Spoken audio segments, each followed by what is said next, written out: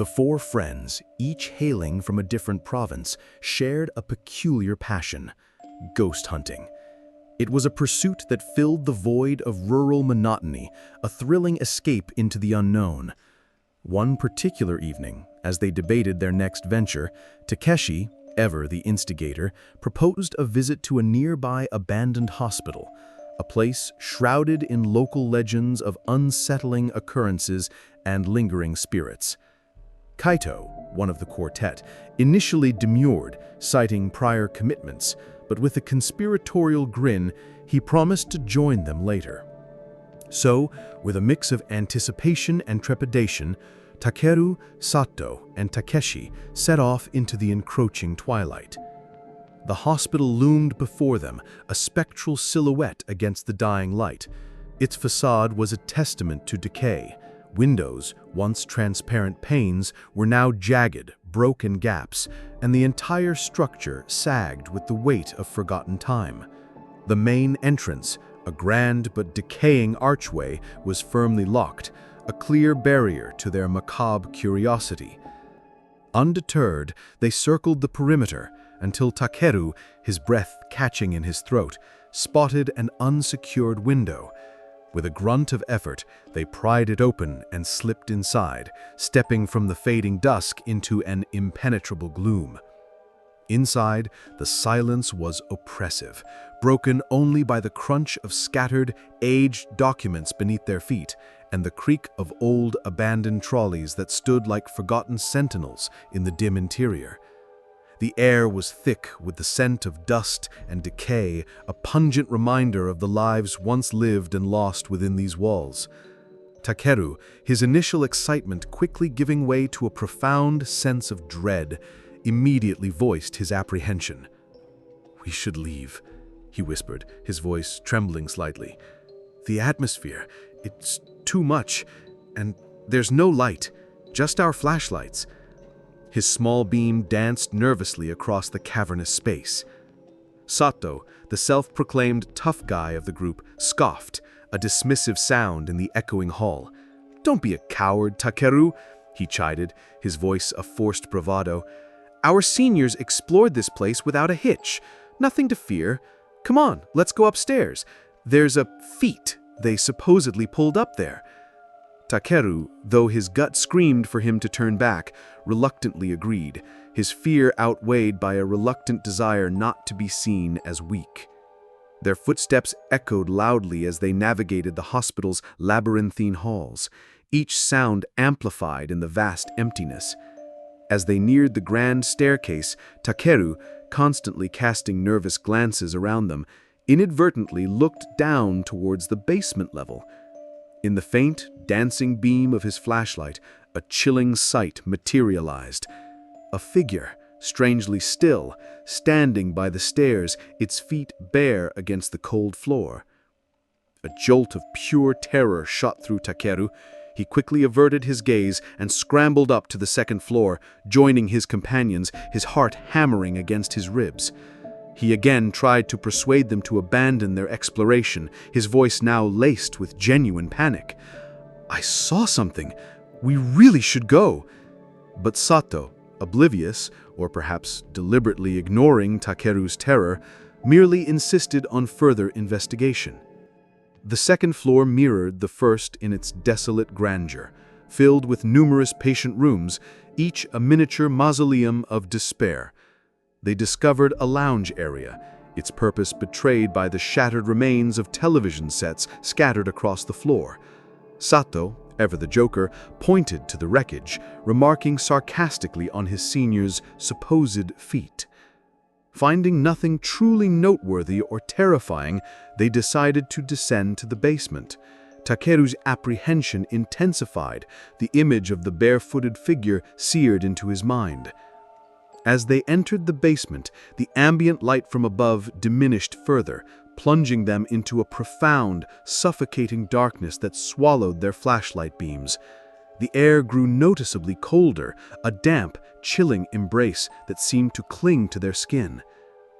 Yet, despite the oppressive gloom, the basement was surprisingly pristine, an unsettling contrast to the dilapidation above. Neatly arranged chairs stood as if awaiting unseen occupants, and a medicine cabinet, miraculously untouched by decay, was still stocked with various drugs, their labels faded but legible. They also found a small, eerily clean reception area.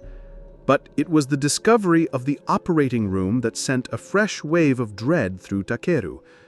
Sato, ever the fearless leader, directed his flashlight into the room, illuminating an operating table, its cold surface gleaming faintly, and the eerie overhead dome lights that once bathed the scene in sterile brilliance. With a grim determination, Sato declared, "We must enter the operating room." Reluctantly, Takeru and Takeshi followed Sato into the operating room. As they stepped across the threshold, Sato suddenly stumbled, falling heavily to the floor.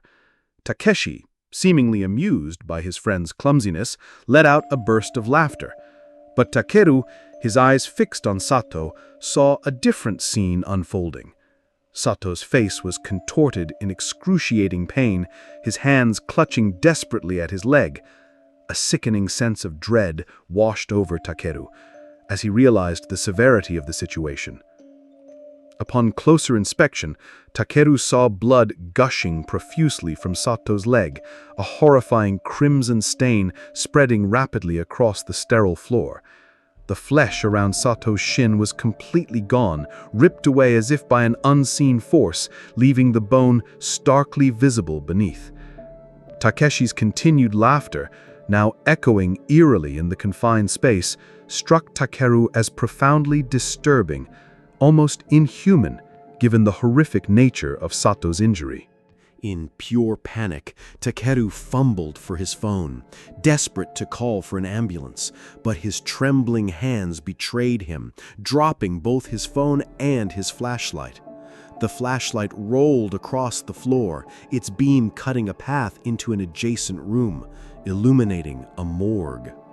And there, in the dim, flickering light, Takeru caught sight of a human face, pallid and unnerving, peering out from one of the storage units. A guttural scream tore from Takeru's throat. "Takeshi, run!" he shrieked, his voice raw with terror.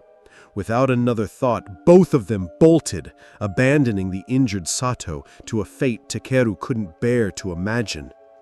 As Takeru and Takeshi frantically sprinted towards the staircase, the chilling sound of a gurney, slowly, deliberately rolling, reached their ears.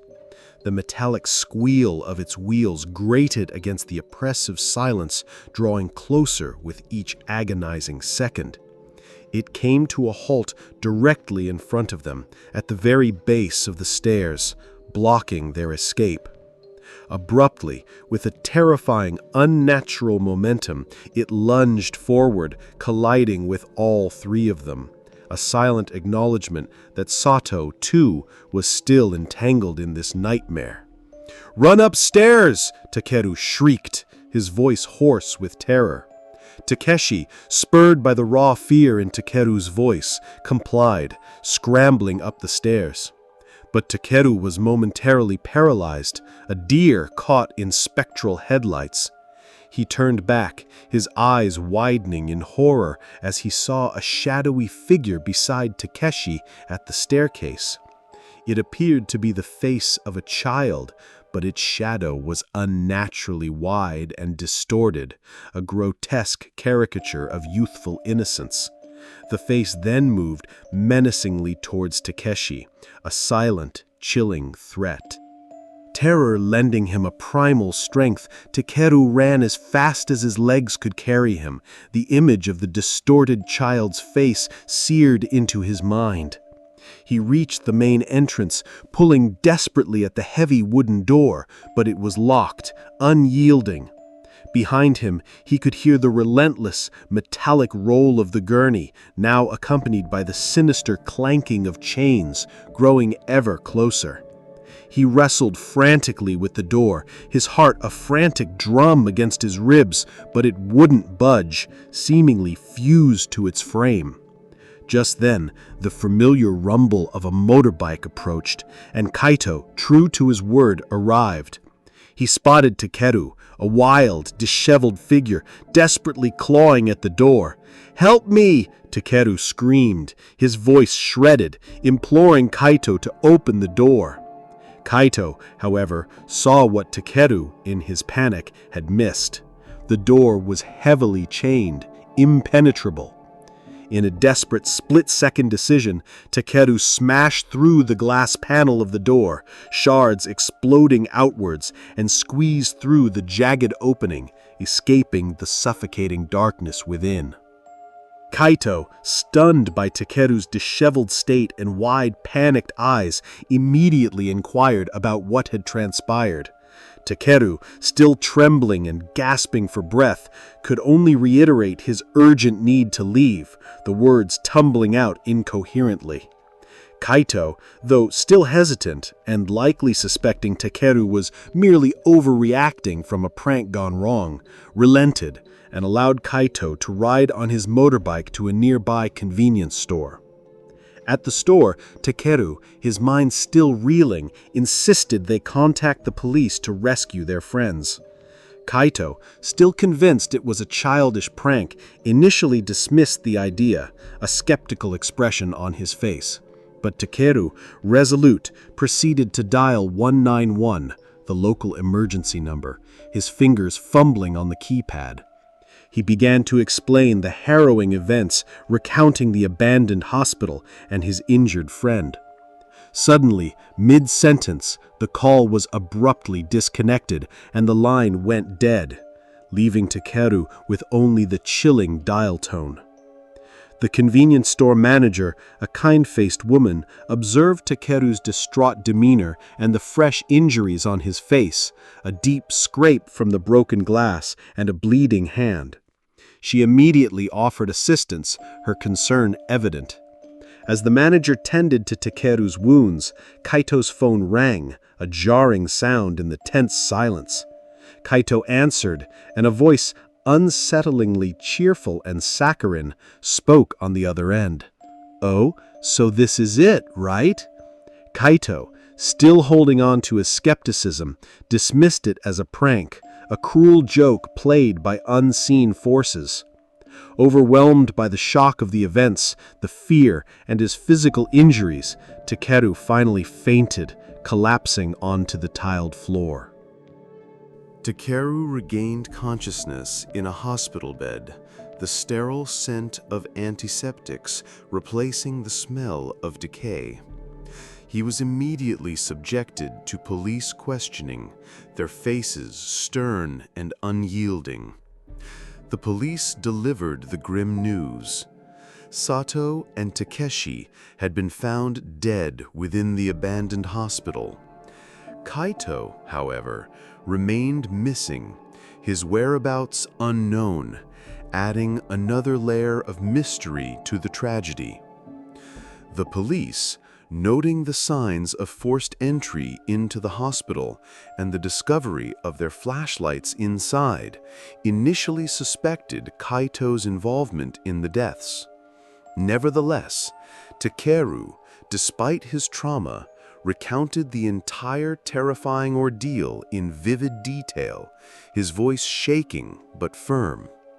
His raw, emotional narrative, painting a picture of a desperate, panic-fueled escape rather than a calculated murder, eventually convinced the police of his innocence. Later, Kaito resurfaced, shaken but unharmed, and explained his side of the chilling night. He admitted that he had initially dismissed Takeru's frantic call as a prank, a mere childish game. However, the growing unease and Takeru's genuine terror had spurred him to return to the abandoned hospital himself. It was there, alone in the oppressive darkness, that he confirmed the chilling reality of the voice from the phone call, an experience that shattered his skepticism and made him a believer in Takeru's incredible story. The police, in their investigation, had also noted a peculiar wound on Takeru's calf, a strange, unidentifiable mark. Based on Takeru's description, they speculated that the child figure he had seen on the stairs, the one with the unnaturally wide shadow, was responsible for the bite, adding a supernatural dimension to the tragedy. The narrator, reflecting on the profound impact of the tale, concludes by stating that the basement in the hospital stands as the most terrifying ghost story they have ever told, a chilling testament to the horrors that can lurk beyond the veil of the mundane.